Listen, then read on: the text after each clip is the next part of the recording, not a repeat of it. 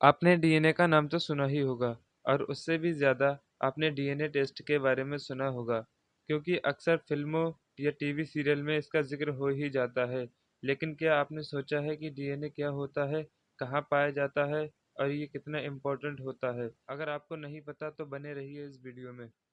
सबसे पहले ये जान लेते हैं कि डीएनए क्या होता है। हमारा शरीर सेल्स से मिलकर बना होता है, यानी कोशिकाओं से मिलकर बना होता है। हमारे शरीर की लगभग हर कोशिका में डीएनए पाया जाता है, यानी जेनेटिक कोड पाया जाता है। डीएनए को जेनेटिक कोड भी कहते हैं। ये डीएनए ही हमें पहचान देता है। ये डीएनए इतना इम्पोर्टेंट इसलिए होता है, इसमें हमारे डेवलपमेंट, हमारी ग्रोथ, रिप्रोडक्शन और कार्य के लिए निर्देश होते हैं। अधिकांश डीएनए न्यूक्लियस में पाए जाते हैं, जिन्हें न्यूक्लियर डीएनए कहा जाता है। और डीएनए का एक सिंगल पोर्शन माइटोकॉन्ड्रिया में भी पाया जाता है, जिसे माइटोकॉन्ड्रियल डीएनए कहते हैं। डीएनए की full form deoxyribo nucleic acid होती है।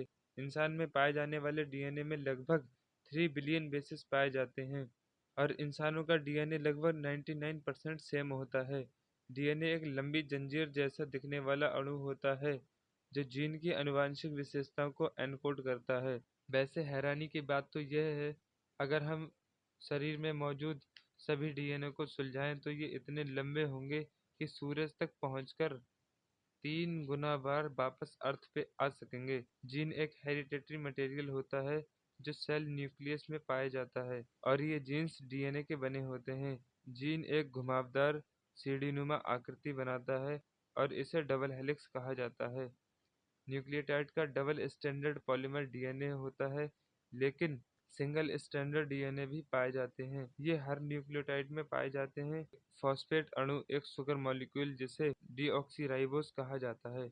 नाइट्रोजन युक्त बेसिस, इनमें 4 बेसिस पाए जाते हैं: adenine A, cytosine C, guanine G और थाइमिन टी। इन चारों बेसिस का क्रम ही आनुवंशिक कोड बनाता है, जो जीवन के सभी जरूरी कामों को करने के लिए निर्देश देते हैं।